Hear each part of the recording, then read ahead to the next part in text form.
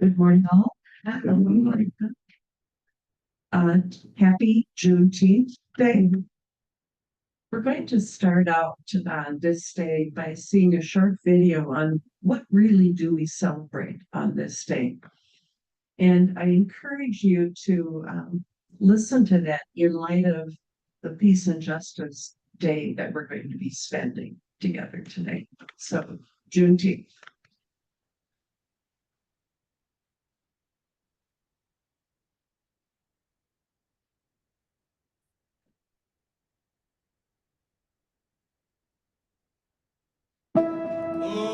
The paper said on the 19th of June, 500 people gathered. The paper says the police couldn't control the mob. Wait, hold on. So the 500 people that gathered, this wasn't a Juneteenth celebration? Not by a long shot. Was what happened on June 19th, 1865 in Texas really the end of slavery in America? Slavery at its essence is control. And so what happens in the South is a struggle to control. The mentality of the state seemed to have been, we're not going to let them go. You can miss the humanity when you emphasize 10 million slaves, right? We want to talk about someone's son, someone's daughter. And on June 19th, 1865, somebody got freedom. Somebody's child got freedom. Somebody's mama got freedom. Somebody's grandmama got freedom. And when that happened, that's like an Exodus experience all over again. You can just imagine. You find out you're free, there's a party on every corner, of course. But then there was the reality. What next? What does Juneteenth reveal about the nature of the struggle for freedom? How did a Bible that was used to justify slavery become an inspiration for liberation? I say, hey, we should care about the poor. Yes, amen. Hey, we should care about the marginalized. Yes, amen. Hey, we should care about injustice for black people. Whoa, whoa, brother. You're going too far. And it crushed me. This is not just a story for Texans or for those like me seeking to connect with their roots. Juneteenth is the story of faith's power to overcome suffering, good to overcome evil, and how a people's fight for freedom was delayed but could not be denied. Here I come. Don't sound like you're slowing down any at all. There's work to do. Inequality.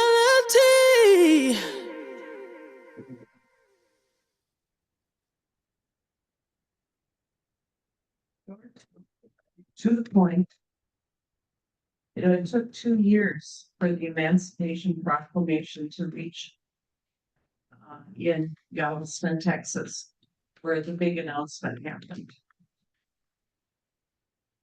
And where are we today? When we've got DEI issues going on, where we've got racism that is foundational almost to who we are as a nation. We've got sexism, we've got faithism, we've got national churches, a national response. All of this hits us at a very deep place in our lives today. So we really join with our brothers and sisters who have experienced slavery, injustice over the centuries. It was interesting that one of the commentators said that day was like an Exodus experience. I love that because it's saying it's not over. Exodus means we're on the way. And it's going to take a long time to get to where we really want to be in the promised land. So as we look at that, I'm starting out today, if I can get my computer to wake up, with Benedictine peace. What is it that you are being asked to live? Well, I chose to put peace and justice on the last full day because peace and justice take all of the others and bring it to fruition here. It takes humility, it takes simplicity, it takes a deep awareness of God, a deep listening with the ear of our heart, It takes all of that to come to this peace that is talked about here. Benedict in the 6th century saw some of the same abuses that were going on in society. People were still moving around that part of the world. And one tribe, one group of people always seemed to hover and reign over other people. The concept of peace is deeply intertwined with justice, with dignity, with hospitality, and with stewardship. And these values emerge from Benedict's vision of a balanced communal life centered on humility, hospitality, and stewardship.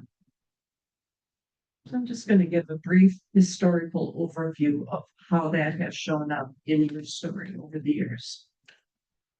In the early monastic foundations, Benedict established his monastic rule to create a structured, peaceful community where justice was upheld through mutual respect and shared responsibility.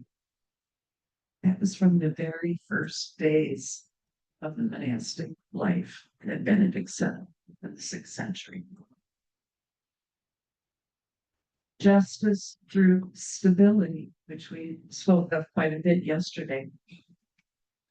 The Benedictine vow of stability ensures that the community remains committed to each other, fostering long-term justice by prioritizing reconciliation and fairness.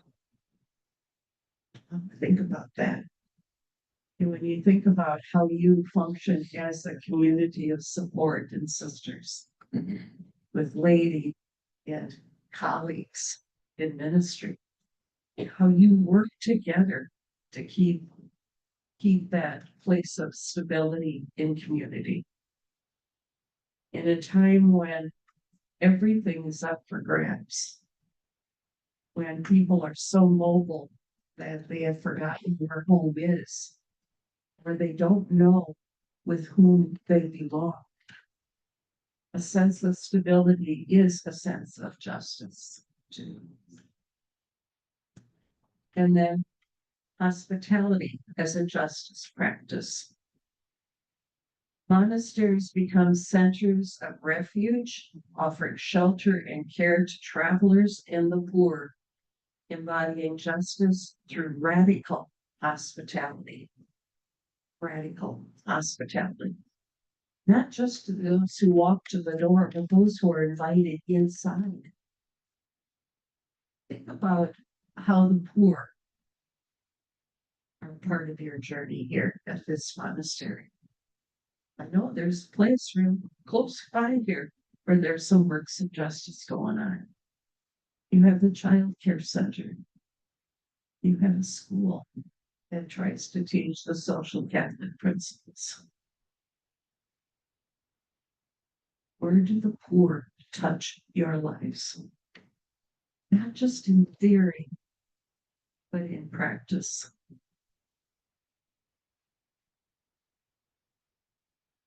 The poor show up in many, many different ways.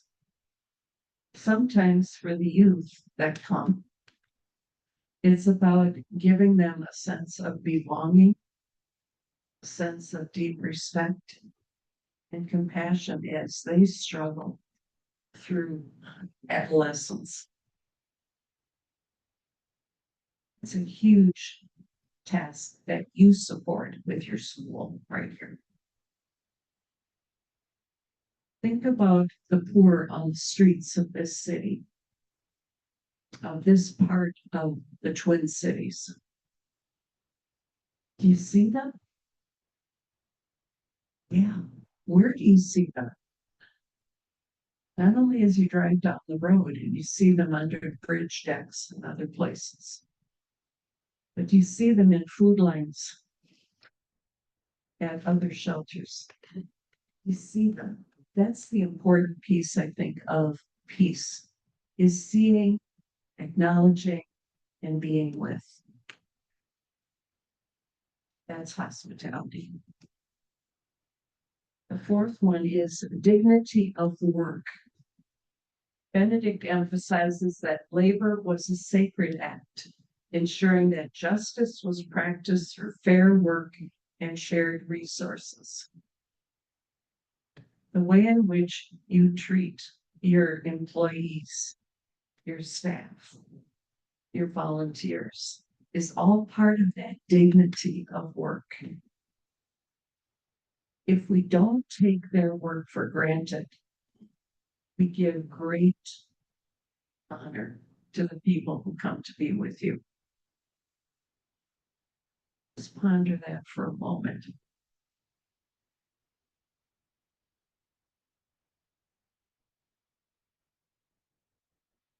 As all religious communities, we have boards, we have committees, we have people who come to assist us, to help us be better. They deserve our respect.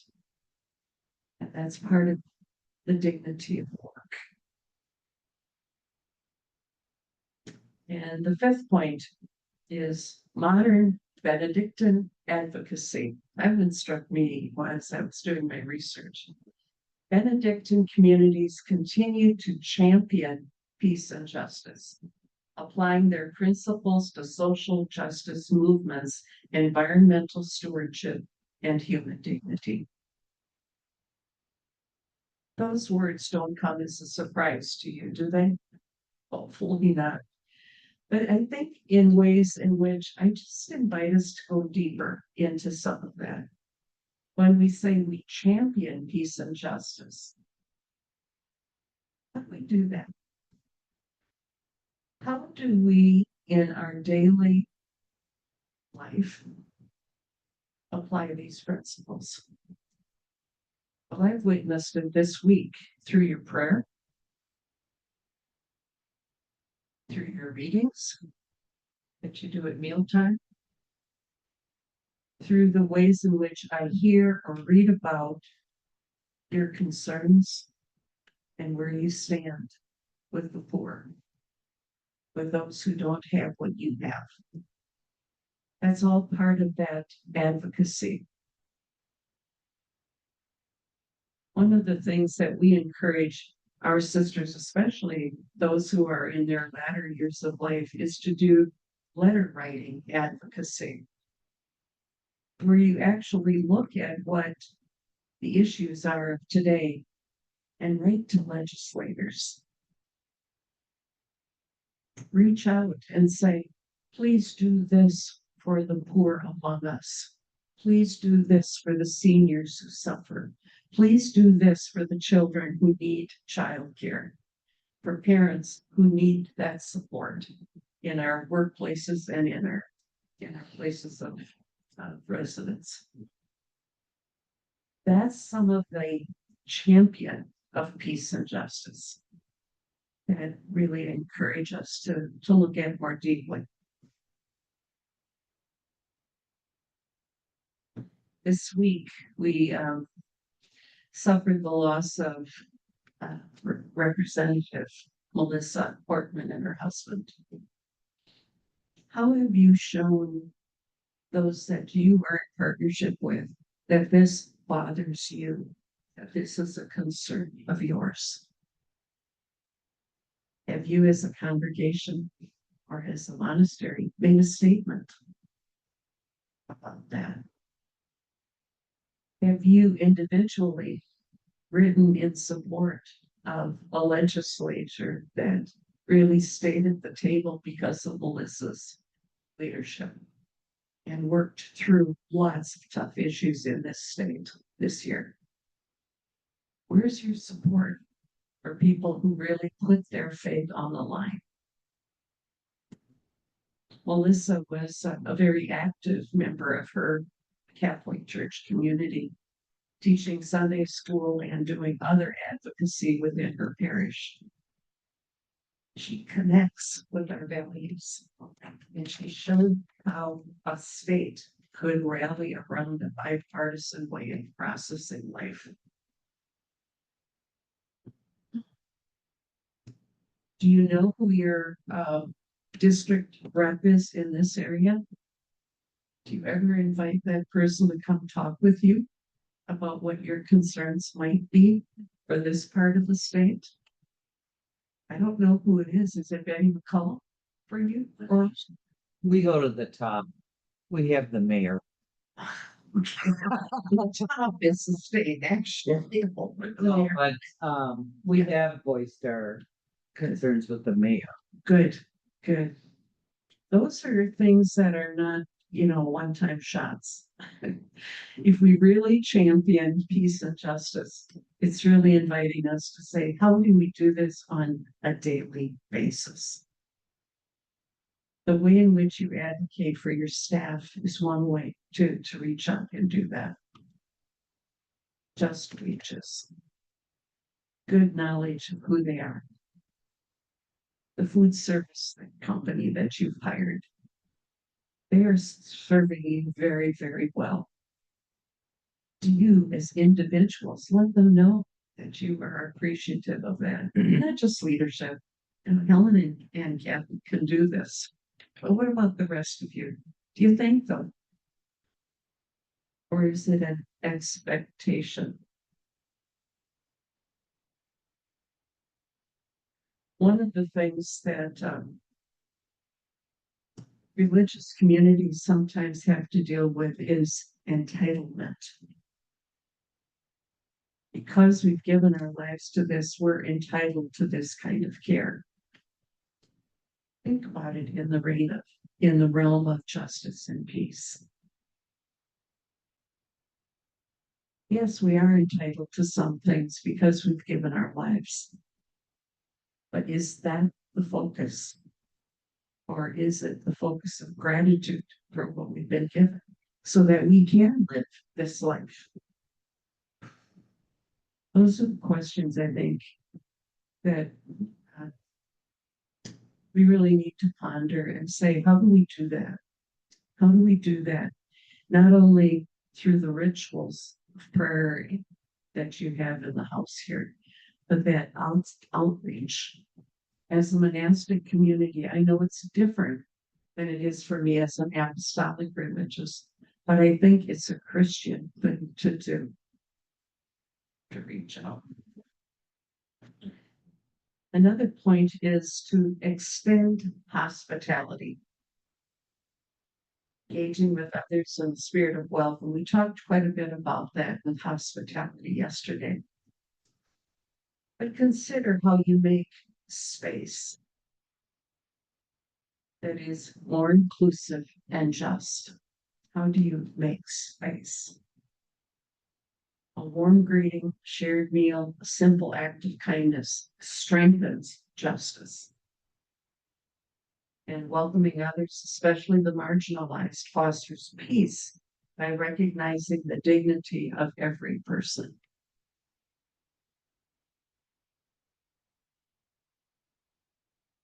I belong to the Peace and Justice Social Action Committee in our parish. And we have, I think, 6 different subgroups of that, but it all falls under care and ministry in the parish. And the parish director is the one who kind of sees that all the committees are doing their work. One of the things that has touched me deeply is it's not just reading about, but we have engaged with the Mendawakakan tribe that lives very close to the parish. We've attended their ceremony where they honored the ancestors who were massacred in the 1860s. As a Catholic community, we have befriended this group of people. They're not just names or somebody out there, but they're real people with real lives, with real concerns. And I ask you with me to pray for the Mendota-Mendawakakan tribe, which is in Mendota, not the one in Shakopee, but in Mendota. They just fired their chair, who had been the chair of the tribe for 30 years. They fired her. They have discounted the honorary members who have supported this tribe for the last years. We are no longer welcome there. There's a new sheriff in town, as they say. It's going to be run differently. The sweat lodges, which were open to all of us, no longer are open to us. The powwow this year will only be those who are lineal tribal members, which means that they have a quarter of their blood is native.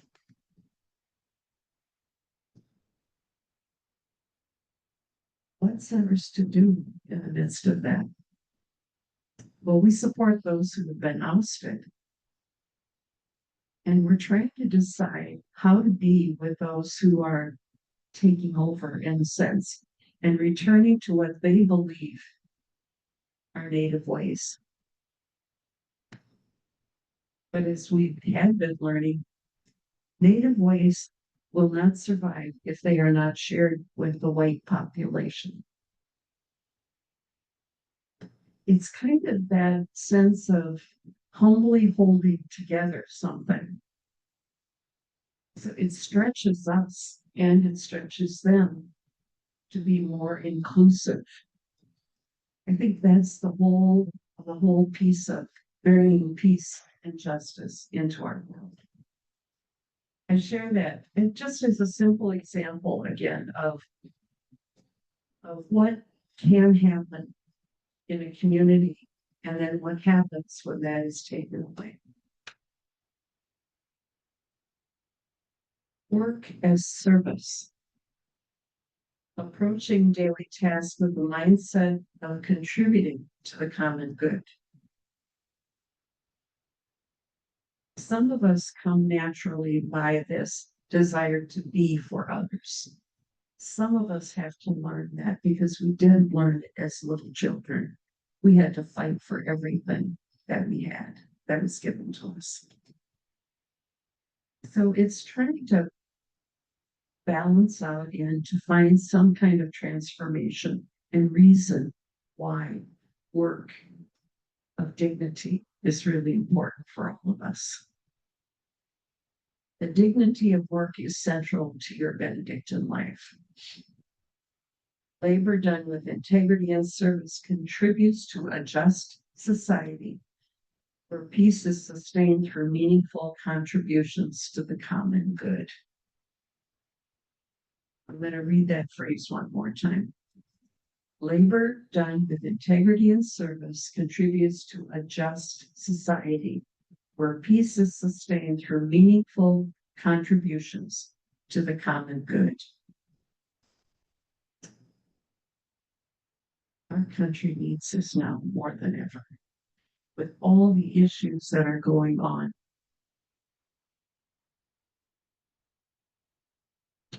You know, it started 5 years ago here for many of us with the George Floyd murder. But it's even more important now is DEI policies or ways of being are taken away from people. Where we see the streets last weekend filled with protesters saying, we do not want a king.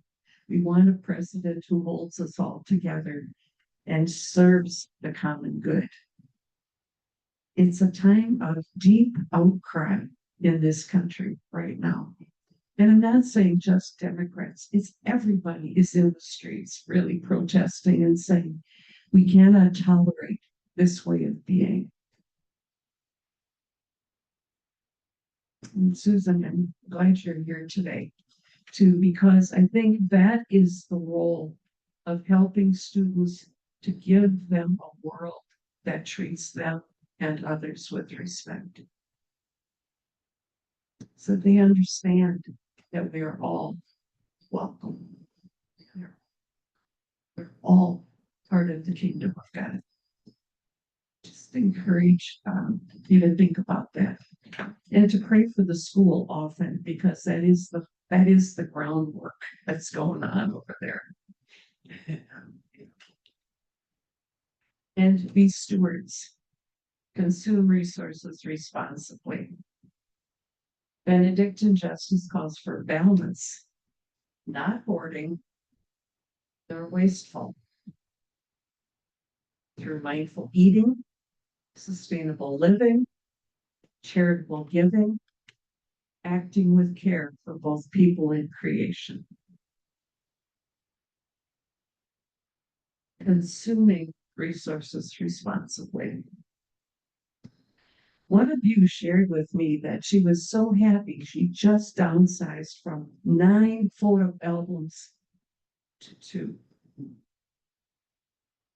That is such a brave act. And it's so hidden. That's why I had to say it out loud.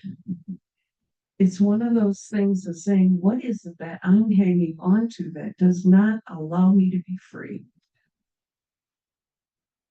That's an important part of being a good steward.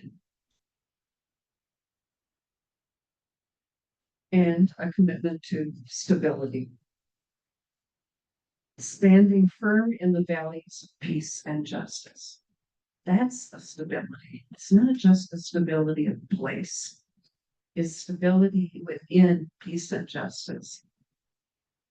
It means advocating for fairness in difficult conversations, even among you in this house.